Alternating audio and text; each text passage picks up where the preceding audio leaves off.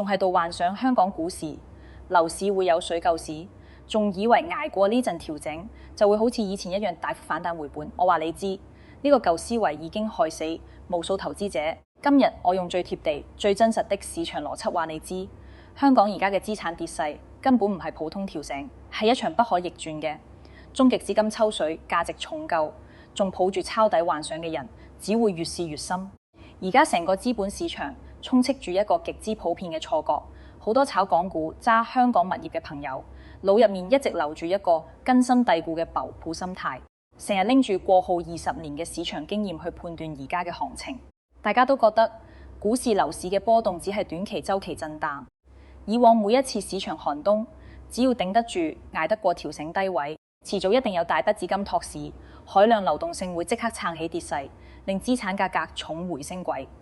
呢種看似穩陣嘅市場認知，令無數人死揸倉、盲目抄底，就算資產不斷縮水，都唔願意直面市場嘅真實變化，死相信寒冬過後必有暖春嘅舊規律會再次應驗。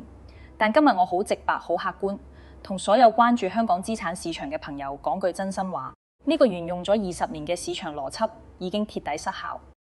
香港而家經歷嘅調整，絕對唔係一般嘅經濟週期波動，唔係短暫嘅流動性收緊，更加唔係疫情之後短暫嘅市場收復陣痛，而係一場自上而下、規則重構、資監重置嘅國父性終極變革。如果去到今日，你仲抱住舊時代嘅幻想，等住外來放水救市，等住自監托底翻盤，仲想複製以前嘅暴富邏輯，最後只會喺持續嘅市場出清之中，承受無可逆轉嘅資產低損，徹底被新時代嘅市場規則淘汰。好多人睇唔透而家嘅市場變局，核心原因就係一直用傳統金融週期思維去看待呢場變革，分唔清市場調節同規則重構嘅本質分別。以前資本市場嘅漲跌，主要由供求關係、貨幣政策、市場情緒呢啲市場化因素主導跌市嘅本質，只係流動性不足。只要政策放水、資金入場，市場好快就可以收復翻。但係而家香港市場嘅調整，核心驅動力已經完全變晒。呢係一場以金融合規、風險防控、資金溯源為核心嘅系統性整頓，目標根本唔係調節市場漲跌，而係肅清過去幾十年累積嘅資金亂象。違規資本流動力度、廣度、深度都係前所未有。呢場變革最核心、最容易被普通投資者忽略嘅關鍵動作，就係全面落地嘅違法所得追繳同違規資金溯源整治。唔同於以往市場常見嘅罰款警示、限期整改呢啲柔性監管手段，今次嘅整治係穿透式全覆蓋、無死角嘅剛性落地。核心邏輯簡單而且果斷，全面清查過後幾十年透過非正規渠道流出沉默喺香港市場嘅內地資金，但凡涉及違規出境洗錢套利、利益輸送嘅資金對應資產，都會依法凍結查封、沒收溯源返還。亦即係話，好多人以為嘅市場正常回調，本質其實係海量違規存量資產被系統性清退，巨額存量資金被批量抽走嘅過程。呢就係我不斷強調嘅終極資金大抽水嘅真正內涵。想要真正睇懂而家香港股市、樓市嘅持續低迷，睇透香港資產價格不斷橫直嘅底層邏輯，我哋一定要梳理清楚香港資產市場幾十年嘅運作脈絡，睇明白昔日繁榮嘅核心支撐，先可以理解今日變局嘅必然性，準確預判未來市場嘅長遠走勢。熟悉香港經濟發展史嘅人都知，香港嘅資產繁榮從來都唔係單純市場經濟發展嘅結果，而係特殊時代背景、特殊政策定位、特殊資金流動模式共同造就嘅階段性紅利。自從內地對外開放進程加速，香港就一直當住獨一無二嘅球棚角色，憑住自由嘅金融體，係接軌國際嘅監管規則、資金自由進出嘅核心優勢。香港成為內地連接全球資本市場、海資陸空資本進入內地市場嘅核心樞紐，亦都係內地資金出海配置、資產全球化佈局嘅核心中轉站。好長一段時間入面，每當內地經濟進入調整週期，市場流動性收緊，本土資產出現波動，總會有一股無形嘅市場力量，透過各類合規同非合規渠道，向香港市場輸送海量資金，托住香港嘅股市同樓市，令香港資產市場長期保持遠超常規經濟增速嘅繁榮度。好多資深市場參與者都記得香港資產市場嘅黃金週期，嗰幾年內地海量資金不斷湧入香港市場，無論係核心地段嘅土地物業、頂級豪宅資產，定係港股核心權重板塊，都被內地資金瘋狂掃貨，重倉持有。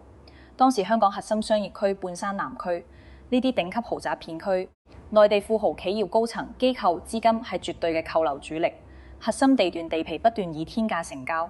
樓市地價房價已創歷史新高。港股市場亦都依靠內地地產、科技兩大核心板塊嘅強力拉升，長期穩居全球資本市場熱門行列。喺呢段紅利期入面，市場形成咗統一嘅固化認知，香港係永不抗涸嘅資金蓄水池，係永遠唔會崩盤嘅資產避風塘。只要持有香港核心資產，就可以持續享受資產增值紅利。無數投資者、富豪、中產階層紛紛重倉香港物業、港股資產，篤定香港嘅資產紅利會永久持續。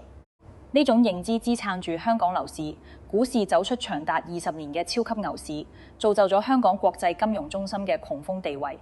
但所有市場紅利都依附喺特定嘅時代背景同政策規則之上，一旦底層邏輯改變，所有固化認知都會被鐵底推翻。近幾年內地整體經濟發展邏輯、金融監管體係財富分配理念都發生咗根本性、顛覆性嘅變革，亦都係香港資產市場出現拐點嘅核心根源。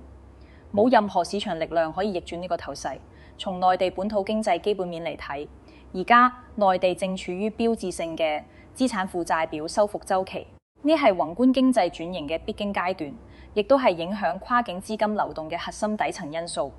過去幾十年高速城鎮化、房地產急速擴張累積嘅債務風險、資產泡沫風險正喺逐步出清。頭部房企債務爆雷、地方城投債務壓力激增、居民債殘、縮水市場消費疲軟等問題集中顯現。由糖大碧桂園呢啲頭部民營房企嘅債務危機，到多家地方國企背景房企出現貴負壓力，再到地方政府幾十萬億級別嘅債務存量需要化解。內地而家嘅經濟核心重心已經由高速發展全面轉向風險防控、存量修復、極可優化。喺呢個宏觀大背景之下，內地嘅核心訴求已經徹底改變。過去經濟高速增節階段，核心目標係做大體量激活市場活力，所以對於跨境資金流動、資本市場創新企業市場化發展，都持包容寬鬆態度，容許一定嘅灰色地帶存在，鼓勵各類資本參與市場發展。但係而家防範系統性金融風險、化解存量債務、穩定經濟大局、推動共同富裕已經成為核心戰略目標。對內需要集中所有資金資源修復本土經濟漏洞，化解債務風險，穩定係就業民生根本唔可能好似從前一樣持續輸出海量資金托舉境外資產價格。好多人一直諗唔通一個問題，點解從前屢試不爽嘅放水救市資金托底模式，而家喺香港市場完全失效？答案其實好清晰。從前托舉香港市場嘅資金，本質係內地經濟高速增長嘅溢出紅利，係寬鬆監管環境之下嘅跨境流動性紅利。但而家內地自身背負龐大嘅債務存量，面臨資產泡沫、出清同經濟缺可轉型壓力，內部資金缺口極大。首要任務係收回外流資金，充實本土流動性，化解本土金融風險，根本唔存在持續輸出萬億級資金托住香港股市樓市嘅基礎。幻想外來資金救世，根本係脫離宏觀基本面嘅空想，完全不符合而家嘅經濟發展大局。比經濟基本面變化更關鍵、更具決定性嘅係頂層治理思維同市場規則嘅鐵底重構。過去幾十年發展係第一優先，只要可以激活經濟活力，帶動市場增值，好多資本運作、資金流動嘅灰色地帶都會被包容。但隨住共同富裕戰略落地，高質量發展成為核心主線，金融安全上升為國家核心安全維度，成個資本市場嘅遊戲規則被全面改寫。而家嘅資本監管邏輯唔再單純追求經濟增速，而是嚴格規範資本無序擴張，嚴控資金違規流動，倒逼資本回饋社會，守住金融安全底線。呢套規則變革唔係針對單一市場、單一主體，而係覆蓋所有市場主體、所有資本流動渠道嘅權益調整。國內互聯網巨頭、大型金融機構、頭部民營企業，無一例外都要接受合規整改，規範經營，履行社會責任。從前野蠻生長、無序擴張嘅資本時代已經鐵底終結。喺呢個頂層方針之下，過去幾十年透過各類非正規渠道流出境外嘅資金，自然成為重點清查整改嘅對象。好多人唔清楚從前跨境資金流動嘅隱蔽路徑，喺監管寬鬆嘅週期入面，地下錢莊、內保外貸虛假、貿易空殼公司、跨境轉注等灰色渠道層出不窮，大量內地資金透過呢啲被監管方式流出境外，最後變成香港嘅豪宅、港股股權、境外金融資產，完成資產嘅境外轉移同保值增值。喺經濟紅利充足、監管寬鬆嘅年代，呢啲隱蔽嘅資金流動行為長期處於監管盲區，可以持續運作。但而家嘅監管邏輯已經由寬鬆包容轉為全面從嚴、溯源追責，核心整治思路可以概括為8個字：雷厲風行、原路追回。監管層不再放任違規資金滯留境外，而是啟動全面穿透式溯源核查。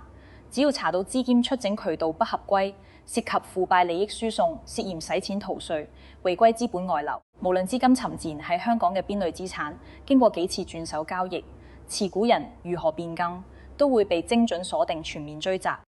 好多境外資產持有者都有一個致命誤區，以為紙金完成跨境流動資產，完成過戶更名，長期持有之後就徹底脫離監管範圍，屬於個人合法私有資產，冇辦法被追溯核查。但呢個係對現時跨境金融監管體系嘅嚴重認知偏差。而家內地同香港嘅金融監管體系、司法協助體系已經實現全面深度對接。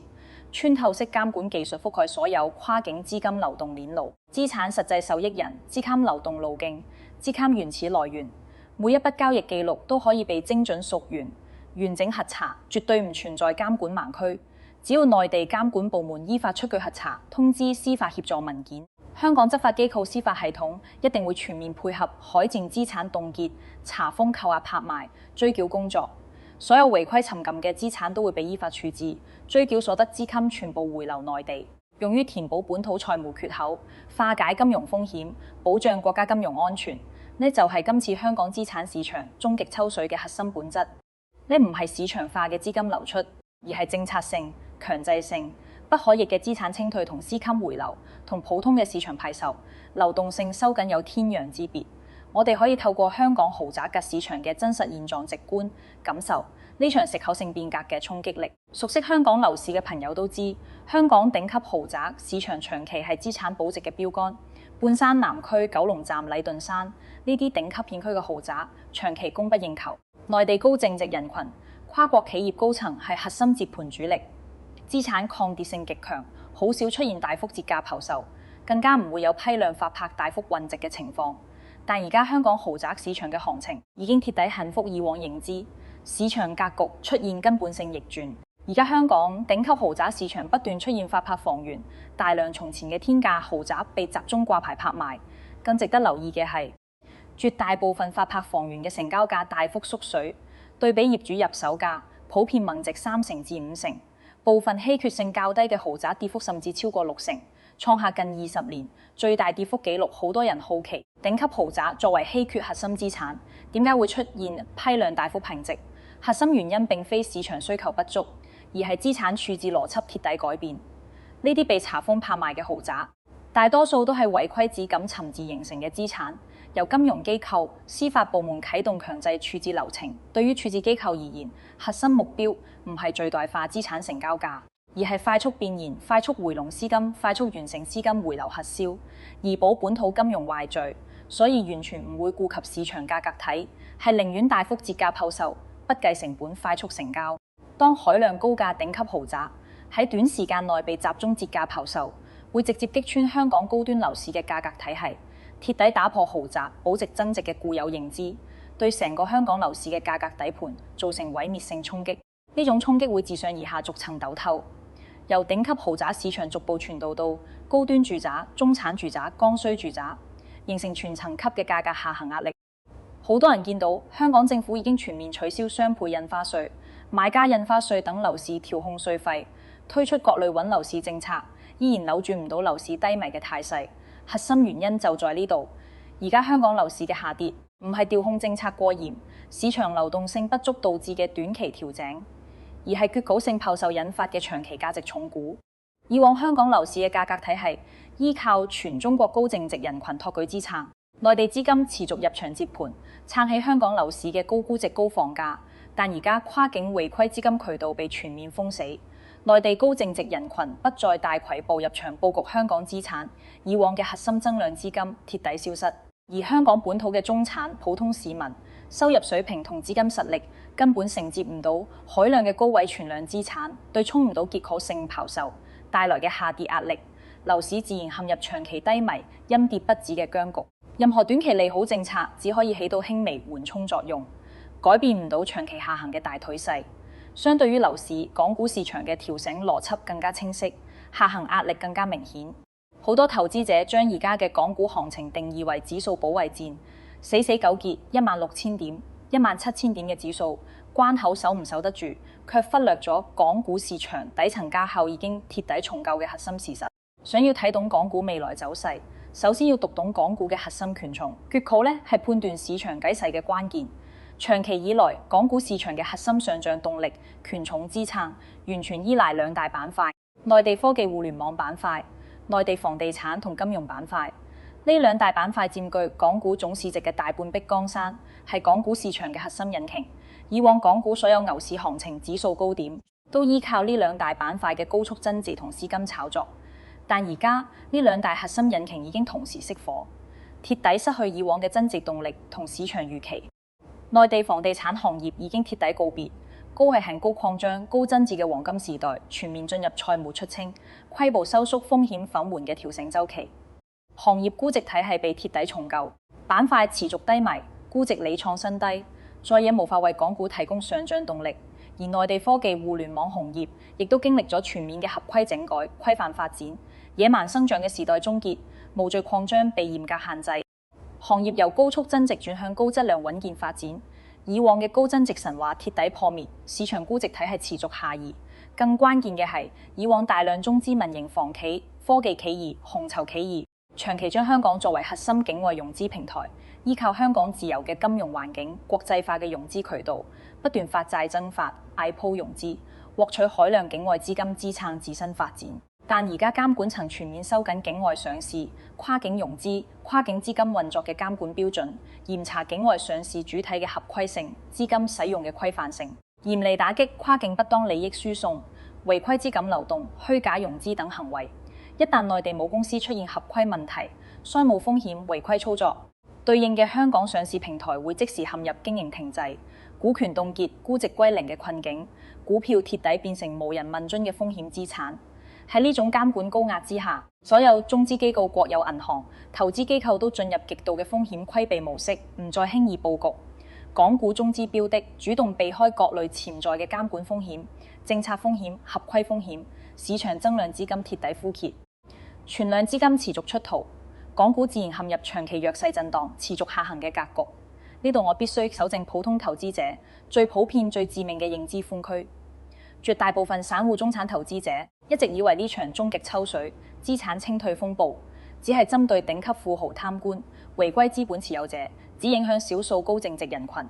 自己手入面少量嘅港股持倉細額，香港物業、普通銀行存款完全唔會受影響，可以置身事外穩陣避險。但呢個係極之天真嘅諗法，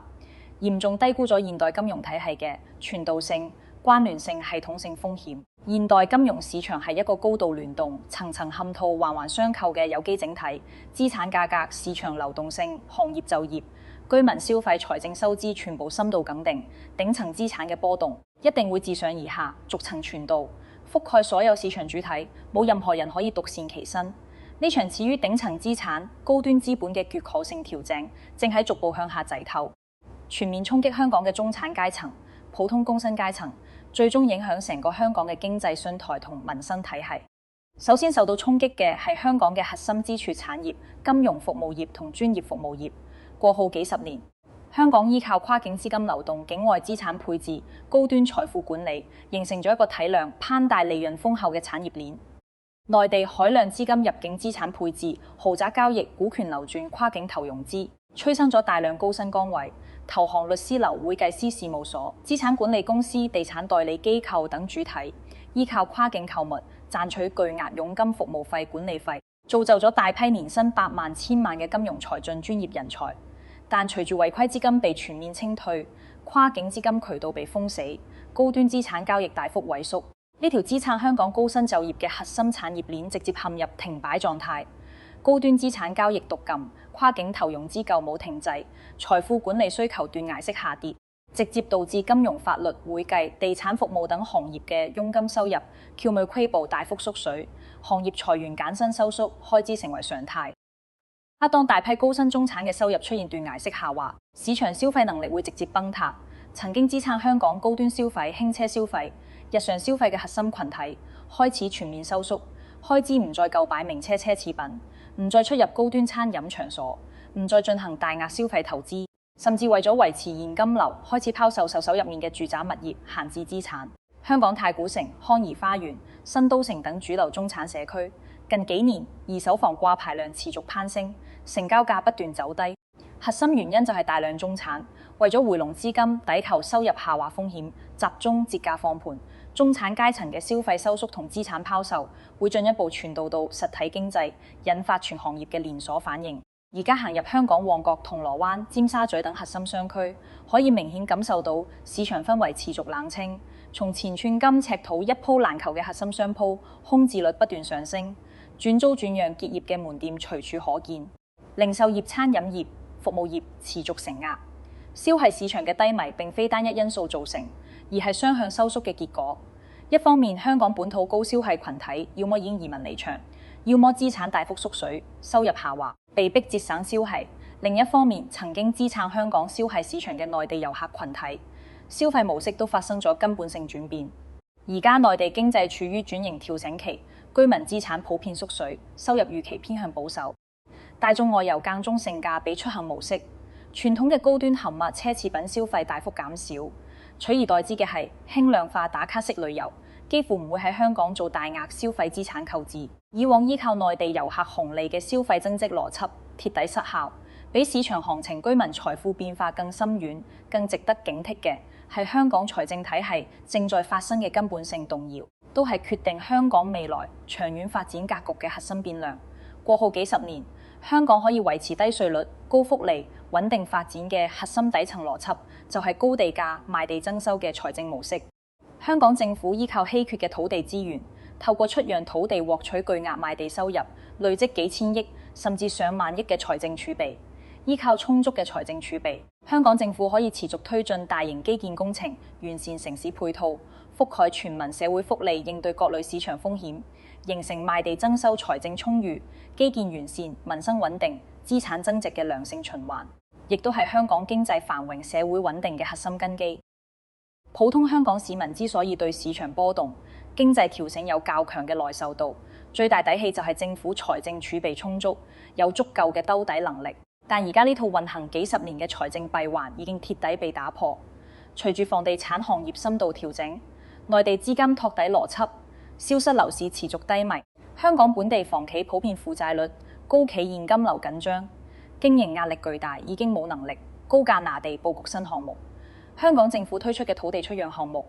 頻繁出現流標、低價成交嘅情況，年度賣地收入由從前嘅千億級別大幅縮水至百億唔到。財政核心收入來源近乎枯竭，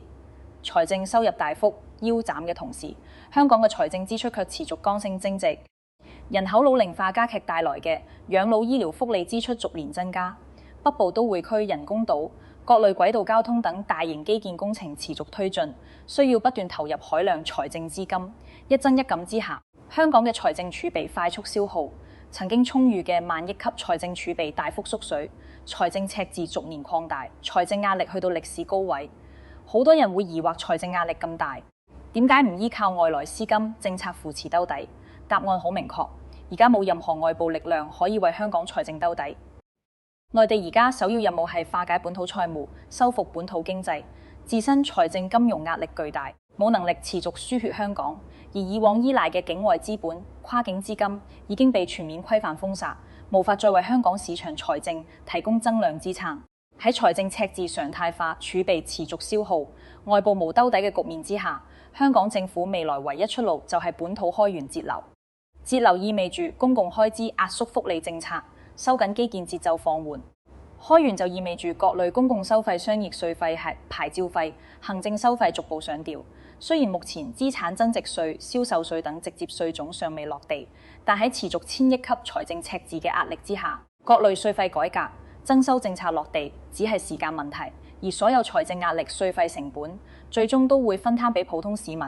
中小企業呢，亦都係未來香港居民需要長期面對嘅現實壓力。面對全方位嘅市場變局、規則重構、財富重塑，好多人都會陷入迷茫同焦慮，疑惑香港嘅未來發展方向，擔心資產持續縮水、生活成本攀升、發展紅利消退，想要睇清未來。我哋一定要徹底捨棄所有舊時代嘅固化認知，跳出以往嘅市場思維、紅利思維，客觀看待香港地位同價值嘅根本性轉變。香港過去幾十年嘅繁榮係特定歷史階段、特定開放節奏、特定國際格局共同造就嘅階段性紅利產物。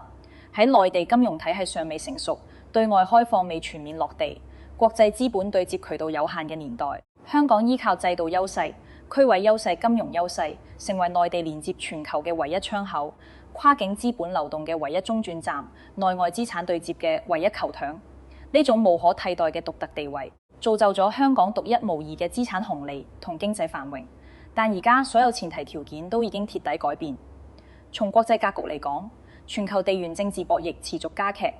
外部環境日體複雜。香港曾經嘅特殊緩衝地位、特殊對接價值持續弱化，以往嘅制度紅利、區位紅利不斷被稀釋。從內地發展格局嚟講，內地金融體系持續完善，對外開放全面深化，本土國際金融中心日頭成熟，不再完全依賴香港作為對外開放嘅唯一通道。更核心嘅係，而家金融安全、經濟安全、國家安全嘅優先級已經遠超短期經濟增值市場紅利釋放。以往香港自由開放嘅金融環境係對外開放嘅最大優勢，但喺而家嘅監管格局之下，寬鬆嘅資金流動環境好容易成為違規資金外逃、利益輸送、金融風險傳導嘅漏洞。今次全面海展嘅資金溯源、資產追繳、違規整治、資金抽水，本質就係一場堵塞金融漏洞、築牢金融安全防線、規範跨境資本流動嘅系統性治理行動。核心目的係徹底封死利用香港通道轉移違規資產、外逃資金、傳導金融風險嘅路徑，令香港徹底告別以往嘅資金中轉站、資產避風塘屬性，全面納入規範化、制度化、安全化嘅發展軌道。基於呢個底層變革，香港以往依靠資金無序流動、跨境套利、資產泡沫催生嘅虛高繁榮，必然會迎來徹底嘅去泡沫、去虛高、去日價過程。簡單嚟講，香港正逐步褪去國際金融中心嘅日價光環，由特殊嘅跨境紅利睺樓，逐步回歸為大灣區普通核心城市嘅常態化定位。資產價格、市場估值、經濟增速都會逐步同內地成熟城市接軌。以往幾倍於內地嘅資產日價發展紅利，都會喺持續嘅去泡沫過程中慢慢抹平。面對呢場不可逆轉嘅時代變革同市場重構，普通投資者、香港居民冇能力逆轉大頭勢，唯一可以做嘅就係認清現實，捨棄幻想，主動調整，積極自保，喺時代洪流之中守住自身財富底盤，規避系統性風險極藏。而家嘅市場規律同未來發展託勢，我整理咗3條最務實、最核心嘅生存法則，亦都係而家普通人唯一可行嘅避險路徑。第一，徹底戒掉盲目抄底嘅係圖心態，捨棄週期反彈嘅舊思維。呢係而家大部分投資者篩選嘅核心根源。好多人長期沉浸喺香港資產牛市嘅紅利之中，固化咗大跌必有反彈、低位必可以抄底、越跌越買越賺錢嘅思維模式。湯生指數由高位持續回落，樓價不斷下行嘅過程中，無數投資者分批抄底，覺得價格已經低位，遲早會反彈翻盤。但大家一定要清醒認識到，而家嘅調整唔係短期價格波動，而係長期價值重估。以往市場嘅漲跌係流動性鬆緊帶來嘅週期波動，跌落去一定可以漲翻上來。但而家嘅調整係市場資金總量收縮底層、規則重構、資產價值重塑嘅結構性變革。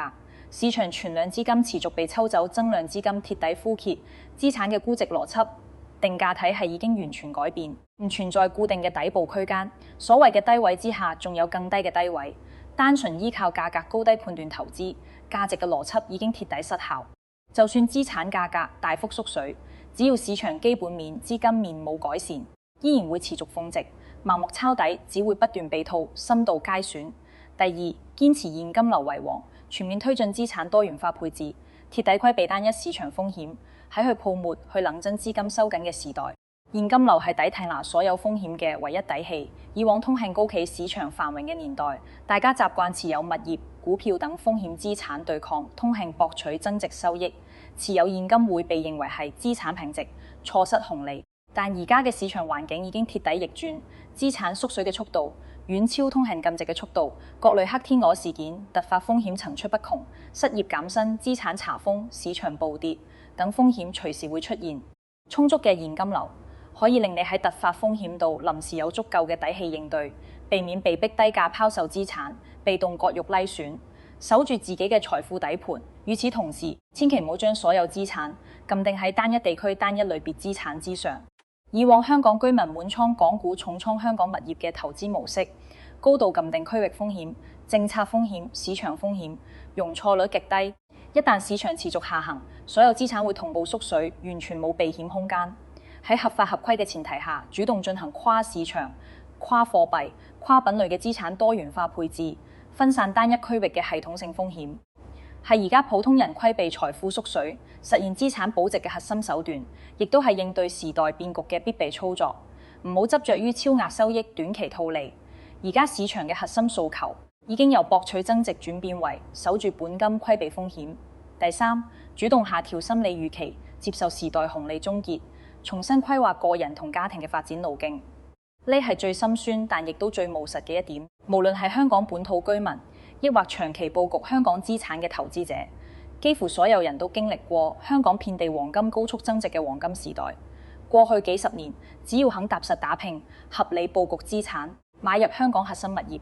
重倉港股核心標的，就可以依靠時代紅利實現財富穩步增值，順利萌生中產階層，過上安穩富足嘅生活。呢係一代人嘅集體記憶同成長認知。但我哋必須坦然接受，香港高增值、高紅利、高日價嘅黃金時代已經鐵底畫上句號。未來嘅香港會長期處於低增值、強監管、慢修復去泡沫嘅常態化發展階段，唔會再出現普漲牛市、遍地紅利、輕鬆暴富嘅市場行情。我哋冇能力逆轉宏觀大勢，冇辦法阻擋規則重構，冇可能規避結構性調整嘅陣痛。唯一可以做嘅就係放下以往嘅傲慢同執念，認清市場現實，捨棄唔切實際嘅暴富幻想，腳踏實地規劃而家嘅生活同未來嘅發展。站喺宏觀大局嘅角度嚟睇，呢直制香港資產市場嘅資金重構去泡沫變革，雖然會令香港經濟市場行情、居民財富承受階段性陣痛，令無數投資者承受資產交贖損，係區域經濟轉型嘅必要代價，但卻係維護國家整體金融安全、堵塞跨境金融漏洞、規範資本無序發展嘅必然舉措。